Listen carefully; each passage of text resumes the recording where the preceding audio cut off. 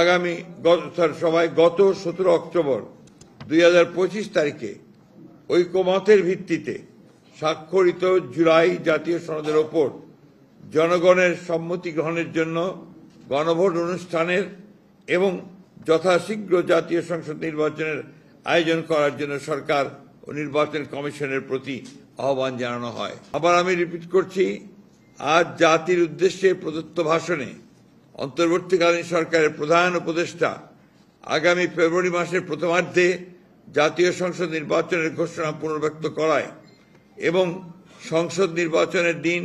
গণভোট অনুষ্ঠানের ঘোষণা দেয়ায় বিএনপির ভারপ্রাপ্ত চেয়ারম্যান জনাব তারেক রহমানের সভাপতিত্বে অনুষ্ঠিত বাংলাদেশ জাতীয়তাবাদী দল বিএনপি জাতীয় স্থায়ী কমিটির সভায় তাকে ধন্যবাদ জানানো হয়। একই সাথে সভায়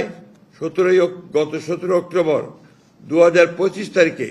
ঐকমত্যের ভিত্তিতে স্বাক্ষরিত জুলাই জাতীয় সনদের উপর জনগণের সম্মতি গ্রহণের জন্য গণভোট অনুষ্ঠানের এবং যথাশীঘ্র জাতীয় সংসদ নির্বাচন আয়োজন করার জন্য সরকার ও নির্বাচন কমিশনের প্রতি আহ্বান জানানো হয়।